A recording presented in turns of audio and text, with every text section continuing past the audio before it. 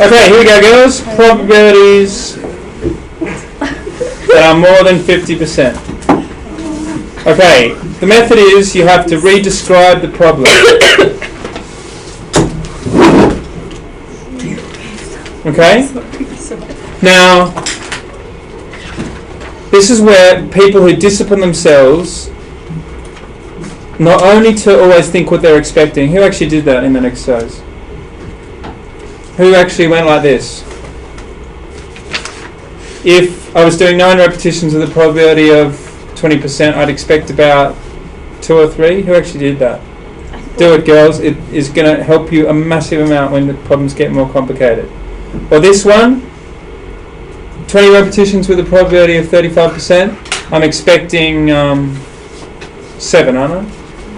Okay, it helps you judge whether your answers are realistic. Anyway, not just that, I strongly recommend counting through. I know it's like a bit babyish, but when I see this, I physically count through in my head. Like, I don't physically count through, I count through in my head. I say, I'm interested in 0, 1, 2. For this one, I say I'm interested in 7, 8, 9, 10, 11, 12, 13, 14, 15, 16, 17, 18, 19, 20. Yeah? Now that one's a bit of an extreme case that I had to say that many numbers, but I'm saying you should physically imagine in your head. Okay? So, let's do an example. So, we've got some random variable, it's binomially distributed. Let's have 10 repetitions, and the probability of success is 80% or 0.8 to write it more formally. Okay, that's more than 50%, so you're in a tight spot because the tables don't go up to 50%. Okay, now, let's say I'm interested in the probability of getting more than 7. Okay, so this is what you do. You say, interested in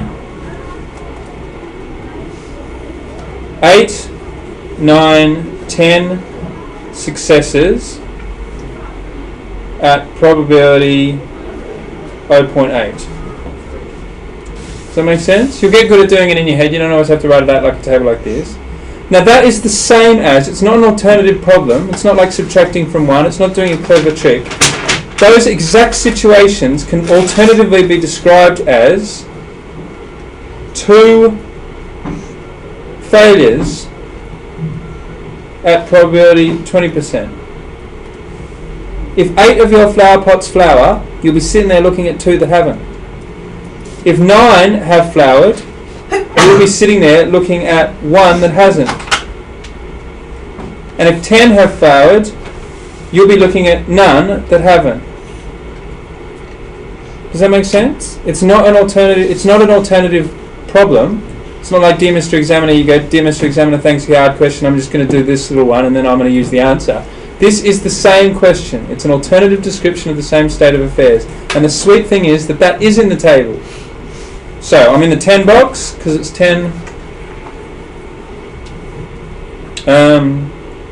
flower pots or 10 repetitions. I want 0, 1 or 2 failures. I'm in the 20% column. 0, 1 or 2 is there. So the answer is 67.78%. Is everyone cool with that? And boy, that is much, much easier if you physically count through all the options. Can I just remind you girls that binomial is not about the order in which things happen.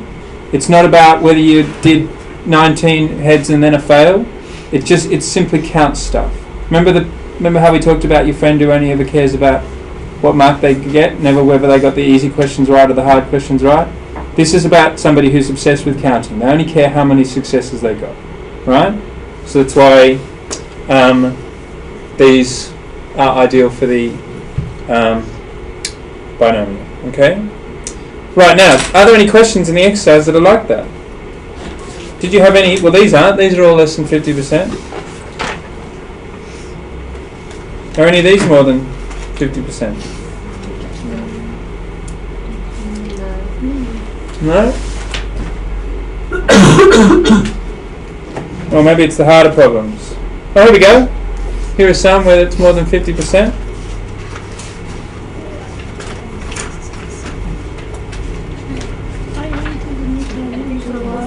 Okay, so let's do this one, girls.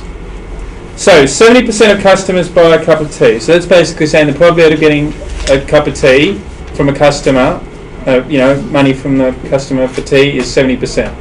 Here are 20 repetitions. Find the probability that more than 15 buy a cup of tea. So, more than 15 is 16, 17, 18, 19, 20 teas. That's 0, 1, 2, 3, 4 non-teas. The probability of somebody not buying a cup of tea is 30%. So, go to my 20 box. What did I say? 30%? Yeah. 5, 10, 15, 20, 25, 30. What did I want? I wanted 4, 3, 2, 1, 0 non-teas. There it is. So wait, the probability how is it 30? Say again? How is it 30? 30%. I thought the probability of getting a cup of tea was 70%. No, why are you like... I'm confused. If you, at the end of the shopping day, when 20 customers have gone through, if 18 of them have bought cups of tea, then 2 haven't. Yes, oh, okay. Yeah? Yeah. And the probability of not getting a cup of tea has to be 30%, because the probability of getting a cup of tea is 70%. Does that make sense? Yeah. And so therefore, that's the figure I want. The answer is just plain old 24%. Is everyone cool with that? Now, I'm just going to show you these next things. Find the probability that Joe sells the first chocolate muffin to his 5th customer. That is not a binomial question. That's not just about counting how many people got... Oh, wait on. Yeah, that's not just about counting how many people got muffins. That's about when they got the muffins. So this is much more complicated. It's actually not that complicated. It's just stuff from probability. From what do you call it? GCSE. Okay? So that is not a binomial one, and I don't want to talk about that just yet. I just want you to realize